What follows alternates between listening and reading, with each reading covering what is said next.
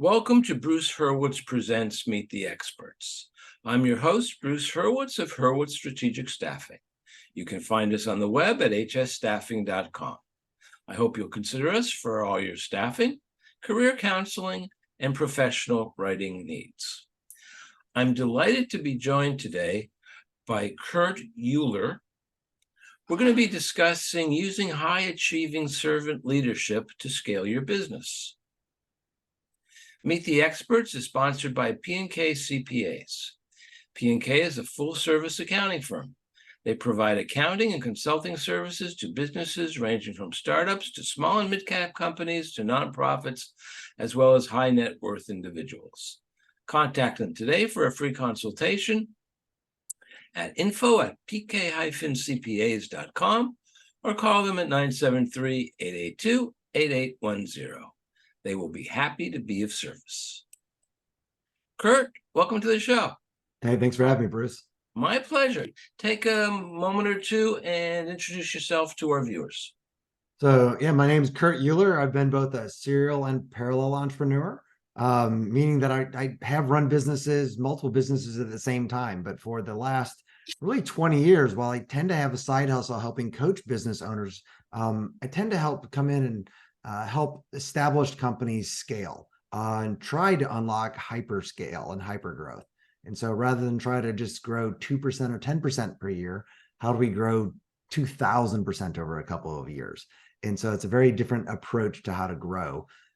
Some of those are private equity backed companies or venture capitals trying to grow. And other times they're companies that maybe they're not trying to fully unlock hypergrowth yet, but they know at some point they'd like to exit, but they know they're not prepared for that yet. And the same processes you have to put in place to have that major growth is the same things a lot of times an acquirer is looking for before they could step in and buy you. Well, I have to tell you, I'm interested in this topic for two reasons. The leadership side of it and the scaling side of it. The leadership is more academic. The scaling is because a few years ago, I'm not giving any names, I was hired to ghostwrite a book for a consultant who helps businesses to scale. And we had a parting of the ways basically because he didn't want any footnotes. And I explained to him that's plagiarism and I don't do that. Right. So I'm interested in scaling, but let's begin with the beginning. What is servant leadership? So I think too many people complicate, to your point about leadership being academic, too many people complicate leadership. And I think for my research and the way I approach it, leadership is really binary. There's a lot of flavors about how people implement things, but there's an authoritative leadership, which underlying it is, Bruce, do what I say, how I say it to do it. Or at the end of the day, there's the door, you're fired. And the other side of that is the servant leadership approach, which says, look, my job, the moment I hire a single person, is to help that person be as successful as possible to reach either my goal if I own the company or the company's goals if I happen to be another leader there. So instead of, hey, just telling you exactly how to do it, my job may be to try to multiply myself or to upscale you and to teach you how to do things better and grow. And even if I'm better at the job than you may be, my job is to help train you so that that's not the case in a very short amount of time.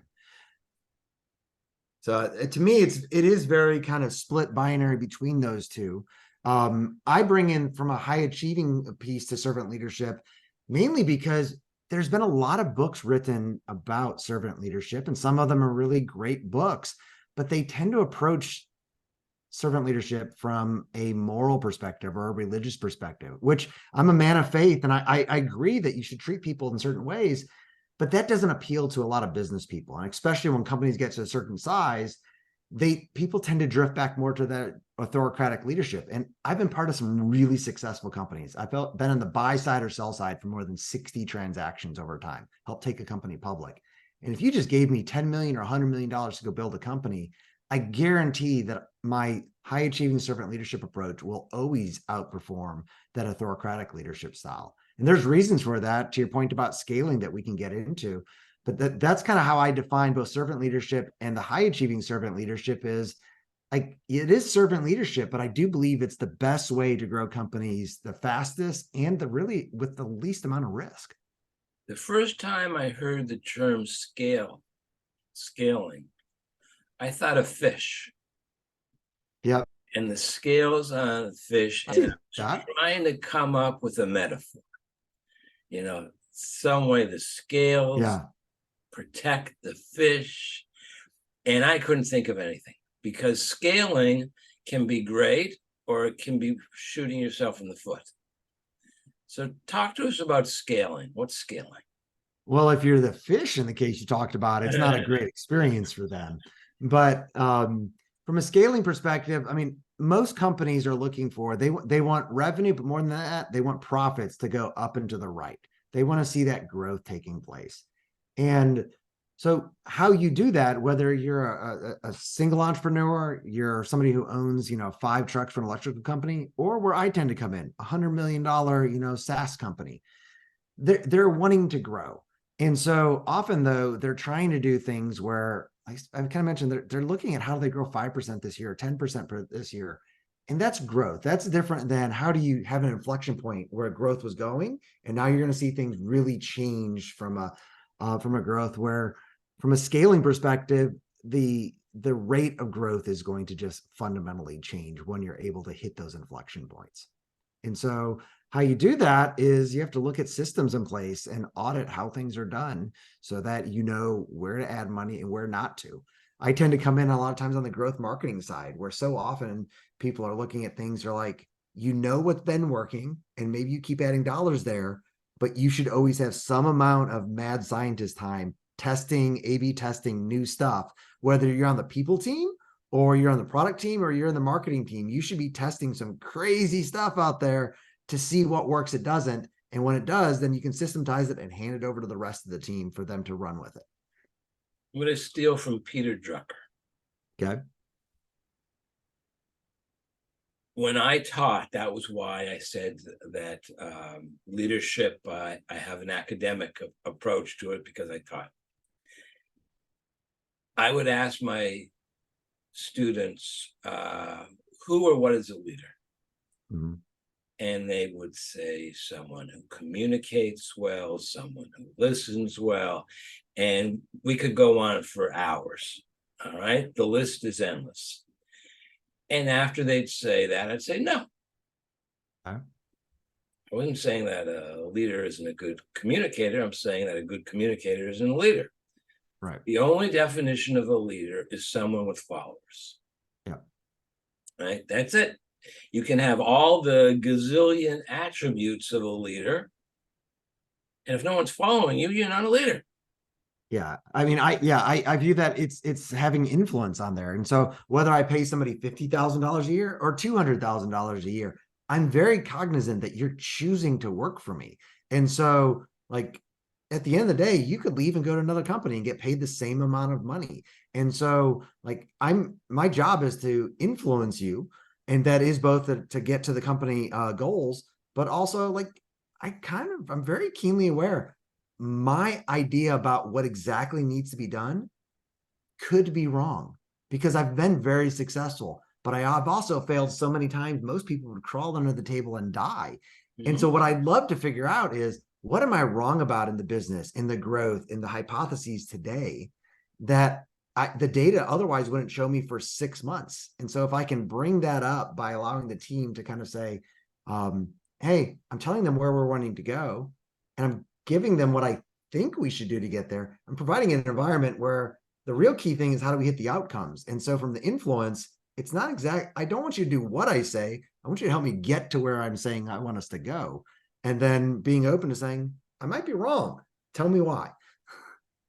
And it's not as in with the authoritative leadership style, it's not saying how to do it and not explaining why you want it this way. It's the exact opposite. Yeah. Well, and I tend to come when I come in a company so often, I mean, the leaders that bring me in, whether it's a CEO or a CMO, sometimes they're the nicest person. And you talk to the people on the team and they're like, oh, he or she is great.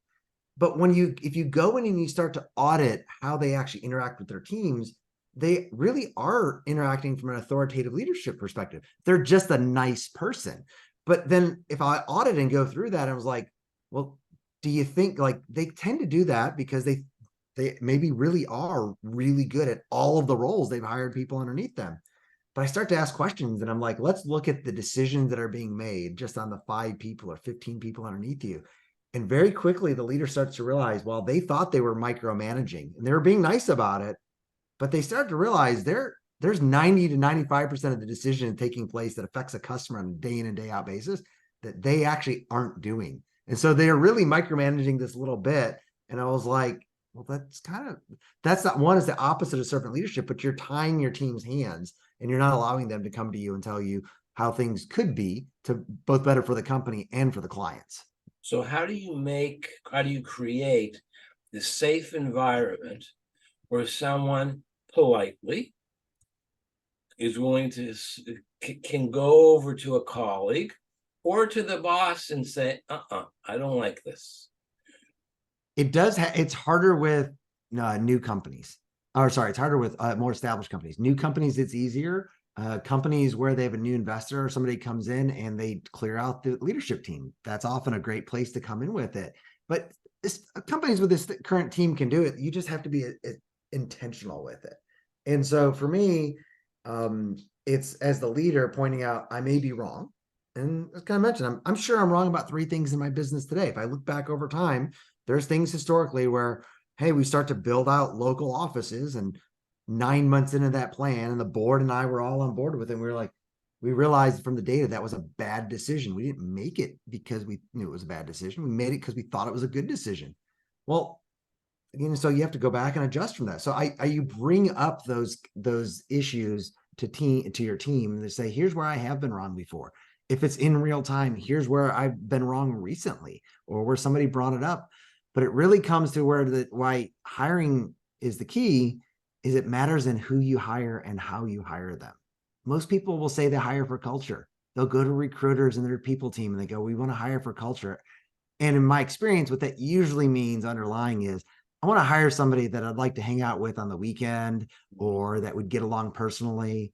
And I end up being friends with a lot of people that I work with, but I don't really care. Like Bruce, if we would hang out at a barbecue or want to go to, to an art festival or something together, what I care about is cultural traits that I would see in your actions, not what you say or your interest. Do you have a bias towards action? People are just going to self-identify from that a lot of times. I put on every job description when I hire, I want to hire people that believe in healthy conflict. You mentioned doing it in a respectful way. I've had people literally email and say, look, I'm not interested in this job, but can you explain to me what healthy conflict looks like? Healthy conflict. Healthy conflict. I thought you said helping. No, healthy conflict. Healthy. Because you're always going to have conflict as long as there's people involved. I mean, if you and I go for a hike and I think we should go left on the trail and you think we should go right, at some point, we're going to realize one of us was right and one of us was wrong if we're trying to get to a destination. Same thing happens in business. It's just, wouldn't you rather know that now versus 5 miles down that trail?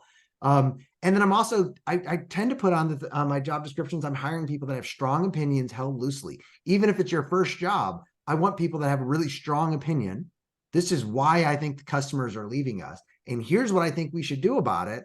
But they're holding it in open hands. They're open to that. Well, when you hire people that have those 3 things, which you would see in their actions, then that starts to change things for the team. And then what you have to do is you have to intentionally, even if it's the current team, if those are the 3 traits you're looking for, whenever you see that within the team, you need to bring it up to as wide of an audience as you can in a positive way. And so a lot of people, we have PTSD because we worked for these toxic bosses before. And so you may have had somebody in your team and they're really great and they do everything that we would like to from a servant leadership perspective. And then something triggers them and they kind of go off the rails for a couple of weeks. Well, that's okay. I've done that as well. When they come around, like, especially if it's you bring that up to the team. When somebody comes to you with healthy conflict, like I use this application called Thanks, where it doesn't cost me very much. I spend a couple $100 a month on it. And I send people a bottle of wine, bacon. I send them, different things that are unique to them, a gift card to REI for somebody to take their son or daughter to. And like with a note, thanking them for coming to me with those kind of conflict type of things. Don't send me bacon. You can't send everybody bacon. That's And right. some people don't want that gift card to REI. That's true.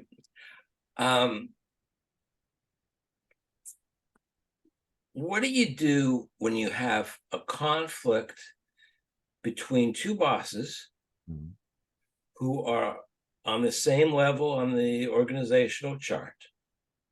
Yep.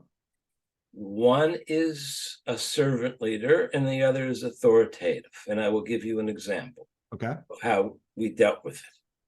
My boss was authoritative. The other boss was servant. And he had a new hire, young woman, who had a really good idea. Yep. My boss was not in the room. I knew she wouldn't like the idea for a number of very good reasons. Okay. This new hire was younger than she was. Okay. She was prettier than she was. Okay. And she was smarter than she was. All right? Those are true. I was being sarcastic previously. Okay.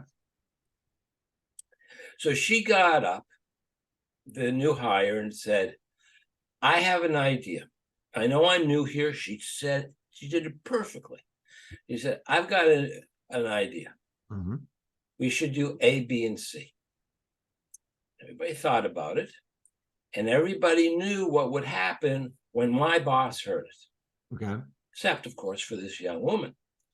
So her boss looked at me and said, Bruce, what do you think? I said, I think that's a terrible idea. It's absolutely awful. We should do C, B, and A. Okay. He goes, brilliant, genius. You're in charge. You can pick who can be on your team. And this young woman started to move, and the two people beside her, I'm watching out of the side of my eye and trying not to smile, and they both stopped her and said, don't worry. It's your idea. Bruce will explain it to you later. Boss comes in and says, so what did I miss? She was always late for meetings. She had to get answers. And her peer said, well, we've got an idea to do CBA. Whose idea was that? Bruce's. Oh, okay, because she knew I would argue. Okay. And she couldn't treat me like a new hire. So that was settled, and meeting's over, everybody leaves, I walk over. We hadn't even met yet. I introduced myself and I explained it to her. I said, this is all yours. Up until the moment of the presentation, it's mine. But when you're presenting it to the board and to senior staff, I'm pushing it all over on you, and it's your idea. The only thing I'm going to do is give you whatever help you need with writing, how to present it, anything technical, and that was fine.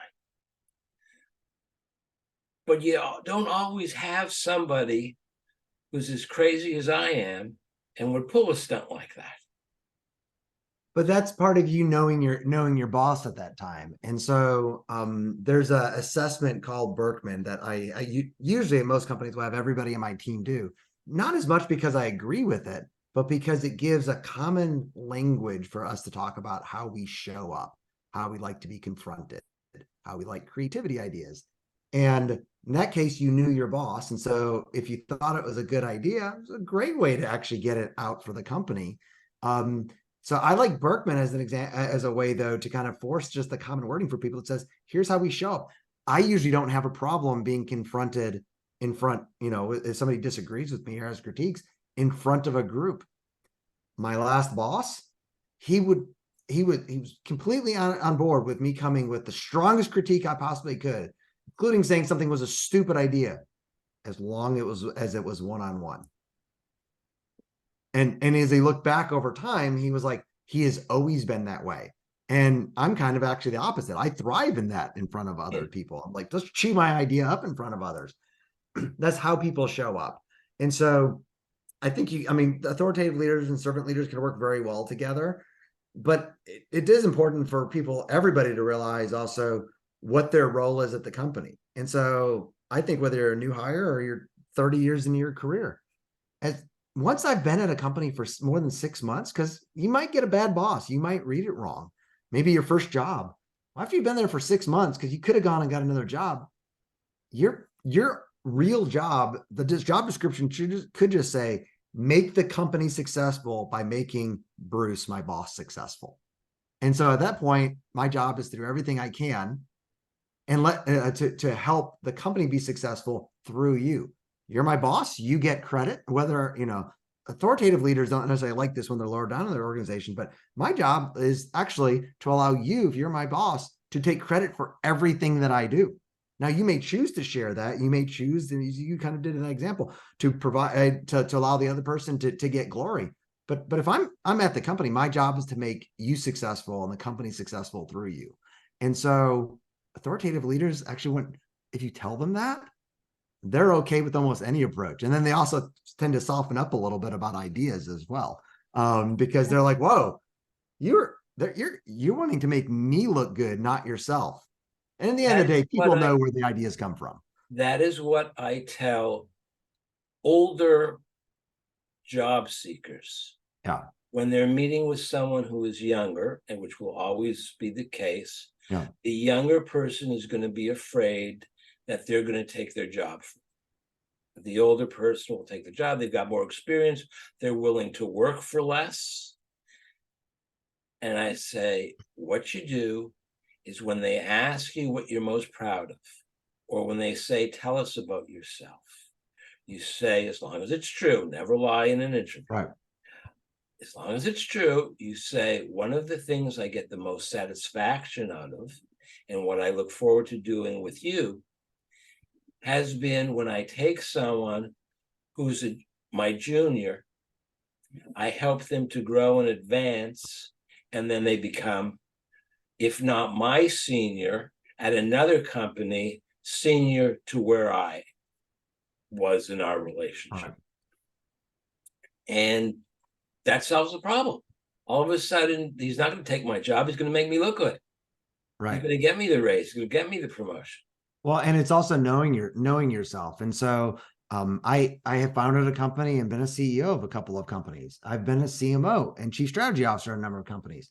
Not that I might not take a role like that, but I also know I don't like the big chair. There's a lot of other politics, a lot of other things that have to come involved with those. And so if it's a company with $200 million a year in revenue, I don't know if you could really convince me to come and be their CMO.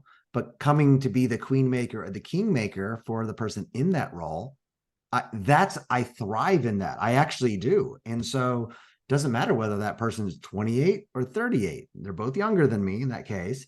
But like that's going to be, I'm going to make sure point to bring that up in the interview process.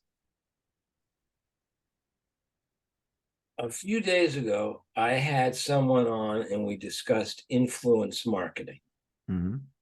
And one of the things you said that viewers would learn from this interview is how to follow up for rapid growth plus influence marketing. Mm-hmm. Are they connected or two different things? They are connected. And so I think so often where companies lose from a growth perspective is they make the sale and they kind of think they're done at that point. Churn does go way up, but long is gone with the day of actually the kind of the Peter Druckers, to the point where I can just come up with a really good message and just dump a bunch of money in advertising and have revenues grow. That works to a point, but people are talking about your products now. They're talking about your services. And so you can either choose to be part of that conversation or not. And so I'm a firm believer in following up as quickly as I can with both new customers, but also with the people that fire me as a customer. And so the bigger your company is, you don't call them back to try to resell them. You need to be really clear. Like I will give people gift cards if they leave a SaaS company that I'm with to say, hey, look, can I just have a 30-minute kind of exit interview with you as a client? I'll buy you and your wife dinner. I want to hear what your experience was like. Well, that does a couple things. One is it gives you a true understanding of why they left, but it also changes the negative reviews that may come as well from that. And so I'm also looking from a growth perspective. I acknowledge like we live in an influence economy now. And so too many people, especially marketing agencies, they like coming in talking about influencer marketing. And what they really mean by it is they mean advertising. They're paying somebody, a celebrity or somebody with 50,000 people on a YouTube channel to talk about their product.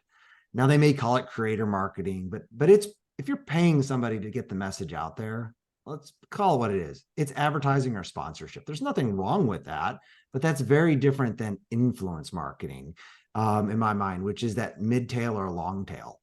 And so it could be on the consumer side, or it could be, you know, as mentioned, like with a SaaS company. And hey, you sell software to customer success teams. Well, you want that manager of customer success to be your raving fan. And when he or she is, go amplify that message, make them look good. There's an old saying that I'm sure you've heard of because you're over 38. Beware of what you wish for. Yeah. The Chinese have a curse. May you live in interesting times. You've scaled a business. Right. And it's going very well. And instead of having 25 new customers a day, you're at 50, and then you're at 75. And then the general consensus is because Kurt was hired to do this, we should kill Kurt because we can't handle this.